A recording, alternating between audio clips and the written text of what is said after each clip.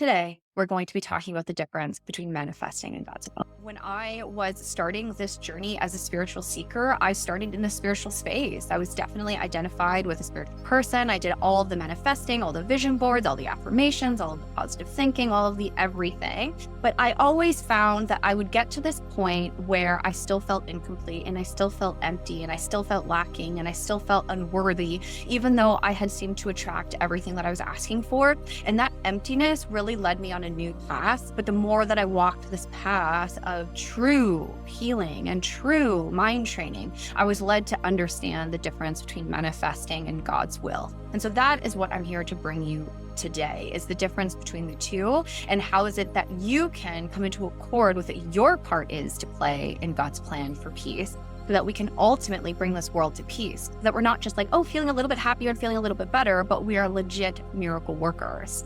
Okay, really, really bringing miracles and the extensions of love to our planet, because our world is really calling to love right now. So in order to help you to be a miracle worker, I really wanted to meet you where you are, which is in that place of being a spiritual seeker. Perhaps you were much like me, where you started to the manifesting path and you realized, oh my goodness, this works. I can put out an intention and I receive what that intention is.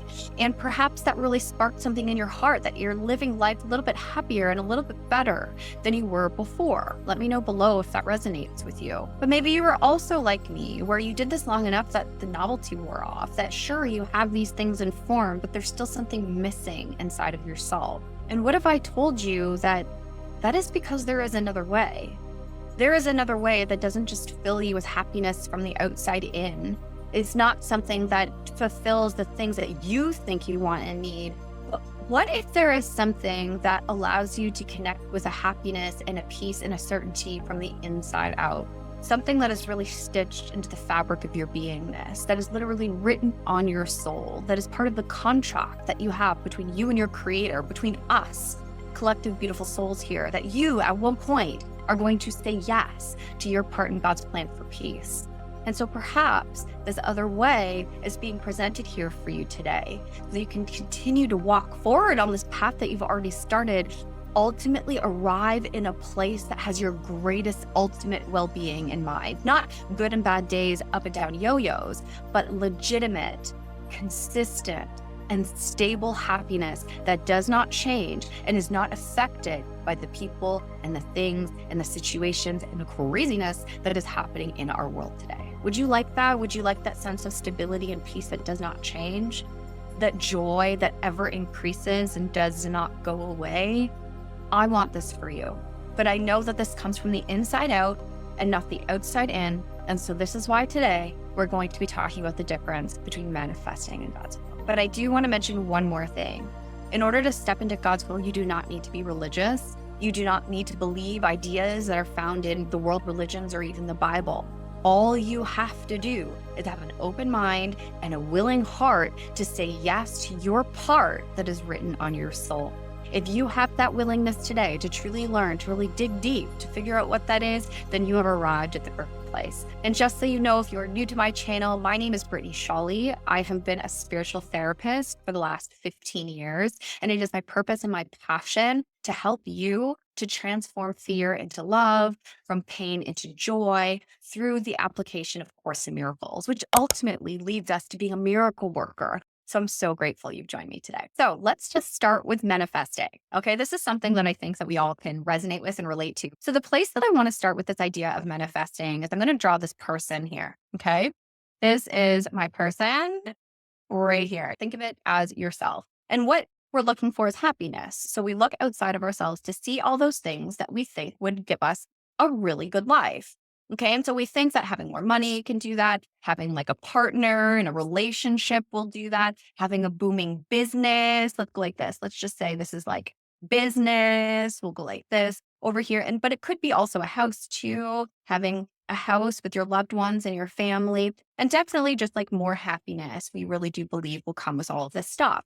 So we're told in the manifesting space that you need to attract what it is that you want. You want to attract that new car. You want to attract that new job. You want to attract that new partner. So you think about it, you write vision boards about it, you ask for it, and you do everything you can to be that magnet, be in the vortex so that you can attract the stuff to you.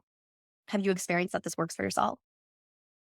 I've experienced that it works for myself. I actually remember in my early years where I was just traveling by the seat of my pants, where would you have me go? Really trying to trust in the universal laws. And I got to a point where I was like, you know what? I will go anywhere. Like, I will literally go anywhere in this world. Please send me wherever you would have me go. I go to sleep at night. I wake up the next morning. My best friend at the time calls me saying that she won a free trip to Panama from filling out the back of an organic sack of potatoes. And she took me with her. So when I had asked to go wherever he would have me go, he sends me on vacation with my best friend so that we could study A Course in Miracles, be on the beach, really be grateful for this interactive universe.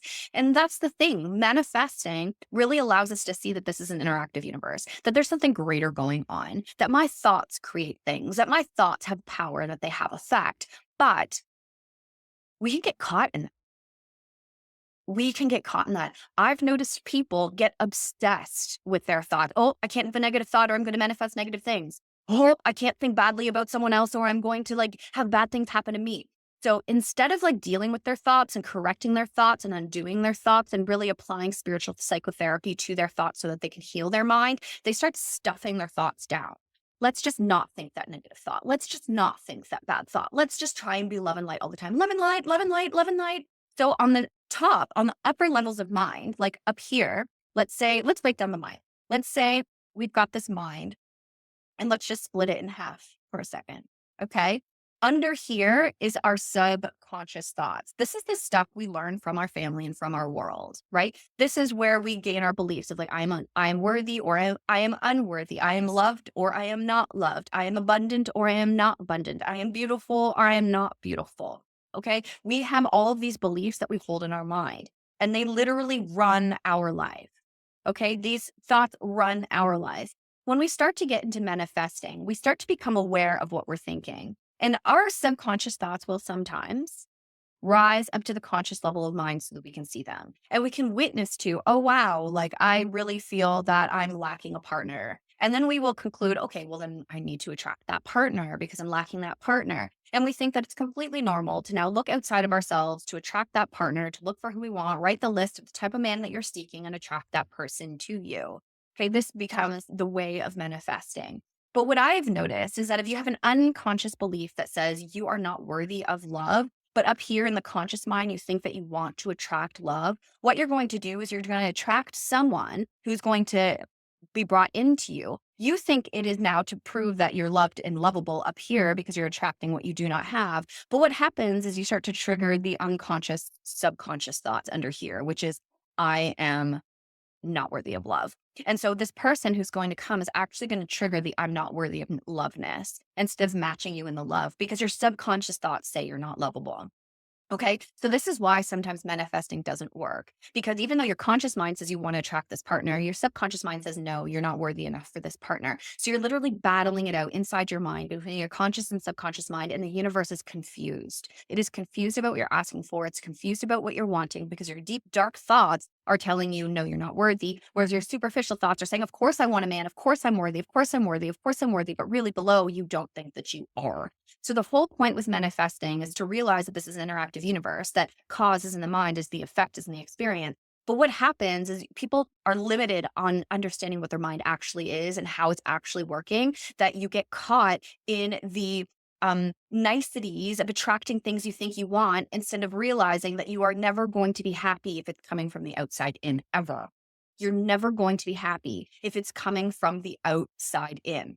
Okay, it's much like, oh, you think you want that new iPhone? Okay, great. You go get that iPhone. And then after 3 months, you don't even care anymore. It's like old news to you. You want the new one. The novelty wears off. It's because happiness does not happen from the outside in, even though manifesting makes us think that it is. Okay, so this is numero uno, our problem. So I want to give you a full-on example about this so that you can see more about what I'm talking about. So let's lift up the board again, okay? But this time we're going to give a specific example. And this is with Leah. Some of you may know Leah. She's definitely in my community. She's part of my team. She's helping me bring these teachings to you. But Leah is the most beautiful example of manifesting gone wrong and how she transitioned into God's will. So before I met Leah, she had experiences where she was the owner of a business and she was doing everything she could to try and attract the right clientele, to help care for her people who worked for her, to try and take care of her family, to make sure that her daughter is well and her family is well and she has enough money. So she's doing everything she can to manifest. She did the same thing, all of the vision boards, all of the affirmations, everything to make her thoughts be happy. But then what she realized over time is she was really developing like almost like a pressure cooker inside of herself.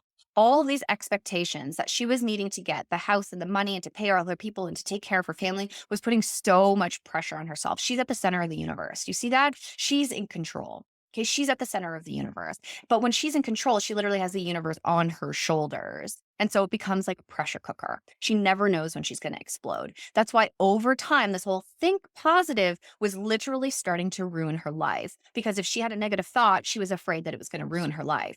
So instead of correcting the negative thought, like we were talking about down here, she just stuffed it into her subconscious until she blew.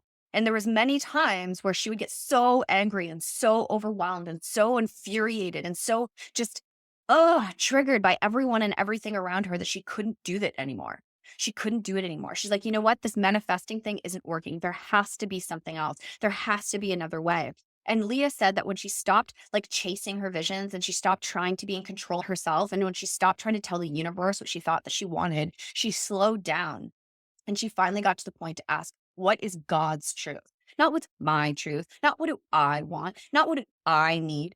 God. What is God's truth? And when she opened up to what God's truth is, that's when A Course in Miracles walked into her life. And she realized that A Course in Miracles did not promise instant fixes. Okay. It didn't promise worldly success. But what it did promise was a deep connection with her true self and with God that will give her lasting happiness that will not change. It promised that even though she would be asked to let go of certain things in form, that it wasn't a loss to do that. But in fact, it was clearing out space so that she can really, truly attract her soul's purpose here, her soul's desire here, what is written on her script from God to her, which mean that she had to change putting herself at the center of the universe. Instead, she had to change to put God, which is love and only love, at the center of her universe. So she had to switch from Leah being at the center of the universe to God being the center of the universe, which means she had to stay in that place of not knowing for a little bit, not knowing what God's will is for her, not knowing where her happiness is going to come from, not knowing what she's supposed to do next. But when she surrendered into that place of not knowing and opened up to what she was here for, she slowly but surely was able to let go of the things that did not bring her joy, which she didn't even recognize before, in order to open up to what truly, truly, truly brings her all the joy in the world. So through Leah's transformation, when she moved from herself being at the center of the universe and telling the universe what she wants and letting God be at the center of the universe, it literally brought her complete joy. It brought her dream job. It brought her purpose. It brought her the relationships surrounding her that were reflecting to her the soul that she is. And it became effortless. Effortless to live a life of love because she no longer is at the center of the universe. God is. And when we learn that it is God who is love, who's the creator of all things, and we let him be the leader, we just follow in accord with God's plan and God's will and God's voice, and things happen beautifully, effortlessly, joyfully, consistently, abundantly in the truth of our beingness. This is what she's learned. This is what I've learned. This is what I teach my students and have been for the last 15 years. And this is what works. This is like manifesting 2.0 because it has nothing to do with you at the center. It has everything to do with God being at the center and listening to his voice. So this leads me in a sense to the realization that manifesting can be a double-edged sword, that even though there's some really good things that can come out of it, so much disaster, hell, suffering, overwhelm, pain, anger, upset, all this stuff can still remain when you're in the manifesting zone, and sickness. I've seen so many people just be so sick all the time, even though they're trying to be positive thinkers all the time. And it's because they wear themselves thin. They do more than they're asked to do. They try to do too much. And a lot of it is coming from people pleasing, trying to just get people to feel like they are loved and they're worthy in the eyes of others by doing all this stuff. It's backwards, it's backwards, it's backwards, and it's got to end. We're not playing small anymore as little spiritual seekers. We're stepping into magnitude, which is being a miracle worker. This requires a big shift inside and big shift in how we operate in the universe. So we can still operate as if it's an interactive universe, but you need to get out of the driver's seat. You need to place God's voice in the driver's seat. You need to place Jesus in this driver's seat. You don't even have to be a believer in Jesus to know that he is a demonstration of miracle working. And that if there's someone who's going to teach us how to work miracles, it's going to be him. So this is where it leads to no longer living in the double-edged sword where good days and bad days and right days and wrong days and sick and happy and blah, blah, blah, blah. Instead, we're going to go to consistent happiness, which is God's will for us. We're going to go into consistent health, which is God's will for us, consistent purpose, which is God's will for us, and consistent joy and ever increasing gratitude, which is God's will for us. So let's just start there, okay? A Course in Miracles tells us God's will for us is perfect happiness. Why is God's will for us perfect happiness? Because God is perfect love. God is whole and complete, perfect love. So a loving father would only will happiness for his children. Think about yourself. Are you a parent? If you're a parent, do you think that your love wants happiness for your children? Of course it does. So that's God's will for us. So you can think about it as God's will for us is perfect happiness. And then this goes to show that that's our will too. We want perfect happiness. So God's will is my will. So I don't have a separate will other than God's. God's will is my will. So we don't need to be seeking what our will is and attracting from the outside in. Instead, what we have to do is we have to listen to this voice for love so that we can attract from the inside out. We're changing it up so that's an inside out instead of an outside in. So that means that we have to train our mind to hear the voice for love and only love. Inside our mind, remember we had the split mind before? So the split mind, the love mind is in your mind, okay? But it's at the base of your subconscious. So in here could be all the subconscious thoughts we talked about, the beliefs, the lack, the unworthiness, the not good enoughness. That's your subconscious mind. The love is in your mind. It's just underneath the super subconscious mind. And on the upper levels of mind are the thoughts that we can see, right? That cross mind, that judge, right? That speak loud and first. And so what we're learning to do is to clear out our mind through forgiveness, which is what the workbook lessons of A Course in Miracles help us with, so that we can get access to the love underneath. And when we get access to the voice for love underneath, the voice for love underneath becomes this wellspring of love that just extends from inside of us and it outpours through us and it gets extended through our hands into the world. That is how we bring more love into the world, is by being the love of God that He created us to be. That's how we manifest our greatest desires here, is by realizing that my desires are God's desires, which means I need to get out of the way. I need to clear my mind because I don't really know what I want. I don't actually know what I'm here for, and I don't actually know who I am.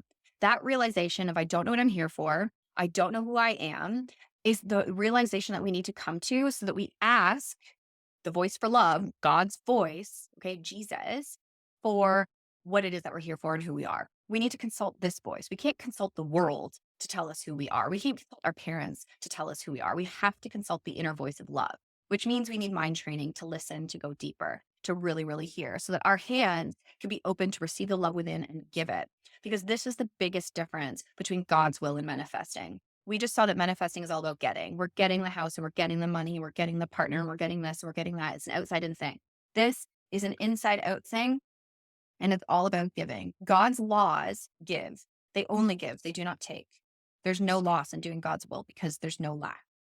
Okay, God's will is abundant. So when we get in alignment with God's will, we get in alignment with giving because giving is the law of God. Right? Think of it, whether it's in the Bible or whether it's in A Course in Miracles, as you give, you receive. Giving and receiving are the same. This is the golden rule. When we apply the golden rule, we will experience the receiving of this rule. Because as you give, you receive. And I love how I spell receive, don't you? And so this is the protocol for living in God's will. As you give, you receive. But that means we must reach deep down to the love so the love can remind us of our wholeness, remind us of our abundance so we can give from this inner abundance. It's not a physical abundance, although that does come later. It is an inner abundance that happens first. So this is what we're reaching into, which means we need to clear the blocks that are getting in the way of this unlimited, unconditional, totally complete love, which is for you and is for all of us. And so that's another thing, is that God's will is from Him to us. God, love, is at the center of God's will. Okay? It doesn't happen from you, it happens through you. There's a prayer that I always say, speak to me and through me, because I want God's voice to speak to me. I want God's voice to speak through me. I want God's voice to work through me, because it is his voice that heals, and it is his voice that knows, and it is his voice that is only love and nothing else. And so it's this idea of like, I'm the vessel, I'm the conduit, use me. And when we allow ourselves to be used and let the love and the joy and the healing energy to pass on through, we are going to receive that, because giving and receiving are the same. But if I'm here and I'm thinking that I'm lacking, then I'm not focused on giving. I'm focused on getting. And if you're focused on getting, you've forgotten who you are, you've forgotten who God is, and you've forgotten why you're here, which is the state we're in anyway. So even though manifesting makes life on earth a little bit better because you have more of the things on form, it doesn't actually make it that great, because you're not actually tapping into your greatness, which is in your soul, which is in your heart, which is in the base level of your mind that you have to get in touch with through mind training. Okay, this is why A Course in Miracles is so radical, because it gives us a toolbook to train our mind to get out of the way, to reach the love, unleash the love. And when you unleash the love, that's how you're a miracle worker, because it's miracles that are going to come from the love of God through your hands when you have not obstructed it anymore with your beliefs and your conclusions and your getting, that allows it to be unleashed through you. You will see that one of the first lines in A Course in Miracles that ever came through was, you will see miracles through your hands through me. Me, meaning Christ, meaning Jesus. You will see miracles through your hands through me. He told us in the Bible and A Course in Miracles that he will never leave us and never forsake us, because we are here and we have a job to do together. And that job is to do God's plan, God's will together. If you're a spiritual being, your goal is to do God's will, not your own will. Your own will continue to keep you angry and upset and isolated and separated and alone. Okay? God's will is our will. And in God's will is everything. It is everything.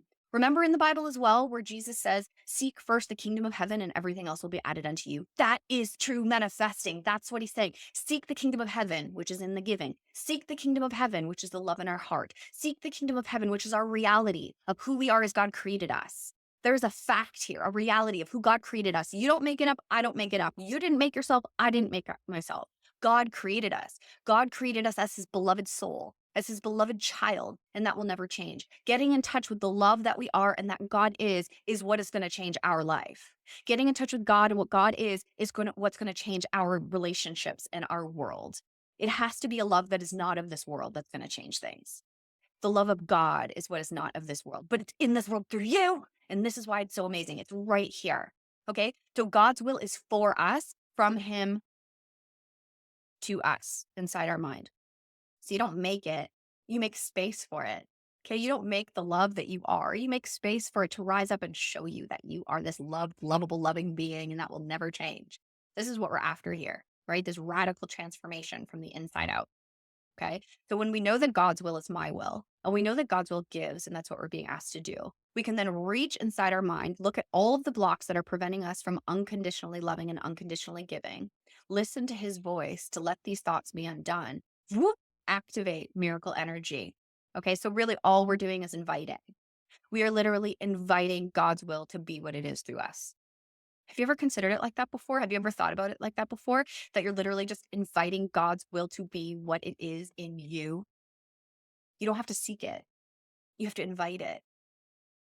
Remember as well, this is an ask and receive universe. That is the truth. And that is used in manifesting. But we have to be mindful of what we're asking for. Am I asking for what my ego thinks that it wants and needs to feel better about itself? Or am I asking for God's will for me, which will genuinely show me that I am enough, that I have enough, that I'm loved, that I'm worthy, and that I have a part to play and I matter? Which one do you want?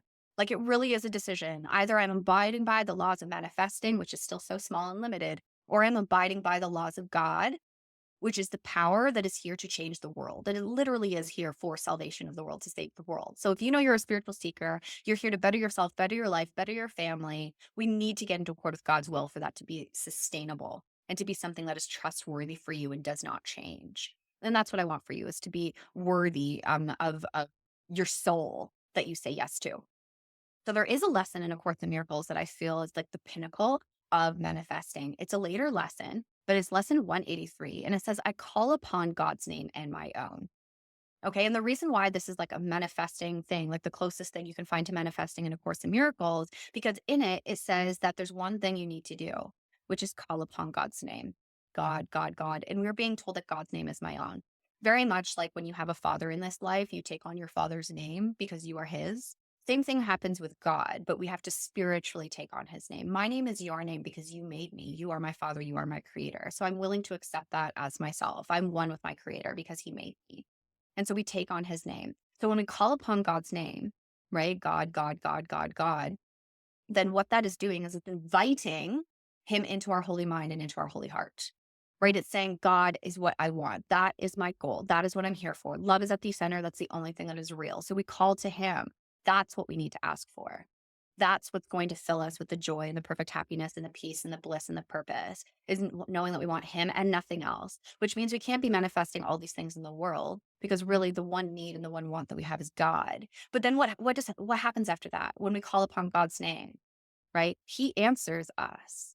And it's promised in this lesson and in all of A Course in Miracles. The love that we are, when it calls to the love that God is, will answer his child. It's like picking up the phone and be like, hey, God, are you there? And he goes, yep, I'm here, my beloved child. I love you. I'm well pleased with you.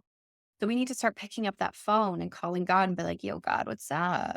And we can be like that. We can be playful. You can be yourself. Just be natural. It doesn't have to be so scary or so intimidating or so serious. It's literally a relationship between a child and a creator. It's very, very natural and beautiful. But you'll also probably hear in all of their Eastern traditions, for example, where their way of calling upon God is oming, right? Oming or awing. That too is calling upon God. That too has been used in manifesting circles to really like hold the image of what you want in your mind and om, and you will bring it to you. But be very careful about that because we want to start bringing into our experience what God wants for us, remember, and not what we think we need or what we think we're lacking or what we think will make us happy. What will make us happy is saying yes to God's will and saying yes to what we are in his plan. That's what's going to make us happy. So if we call upon God's name as our own, welcome him in, this lesson says by really calling God's name and knowing that that's the only thing that you want, this act is what heals the sick. Okay, it's what raises the dead. It's what transforms mental illness. It's what brings us the happiness and the abundance that we seek because in God is everything. And we are in God. So when we accept our identity in God, we accept everything, everything that is good, by the way, everything that is goodness and wholeness.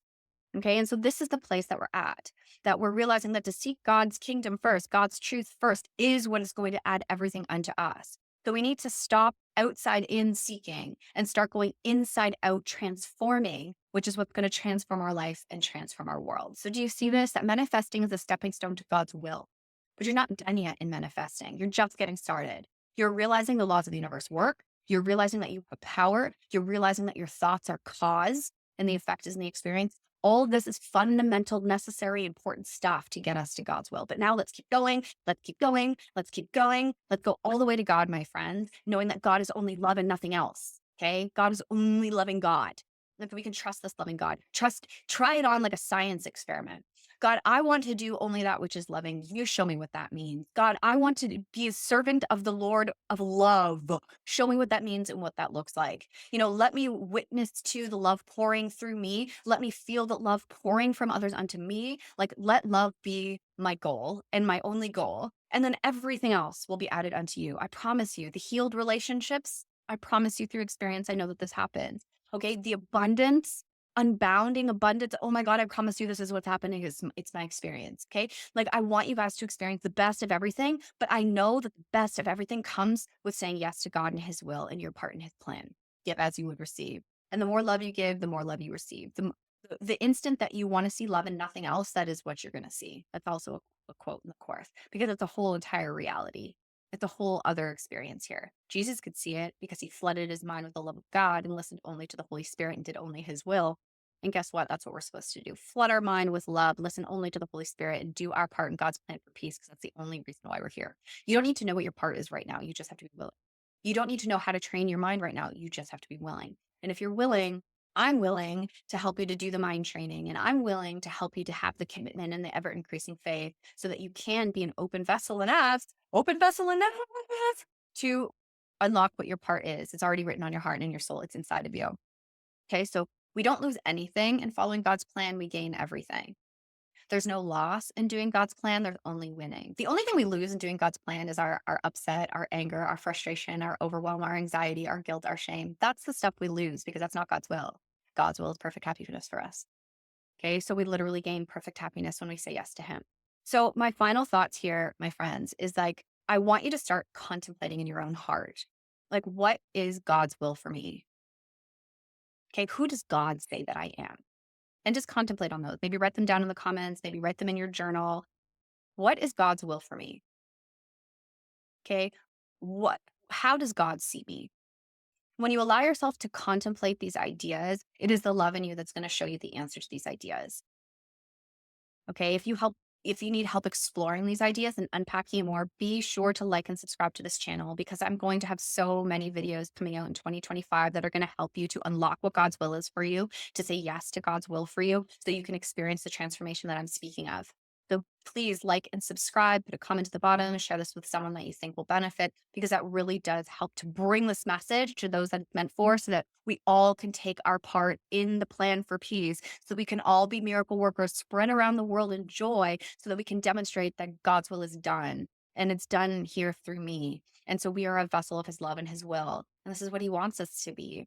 And so, my friends, there's so much goodness on the horizon for you. There's so many blessings for you to say yes to and explore. So if you need any help with that, I'm here for you. Put your questions in the comments and perhaps even take a look at this next video because I believe that this next video is going to help you to further sink deeply into these ideas of God's will being your will and you want to say yes to it, realizing it's what's going to bring us to the life that we deserve. And it's going to bring us the kind of world that we all want to see, one that is happy and filled with light and filled with love, because that is what we are. And that's what God is.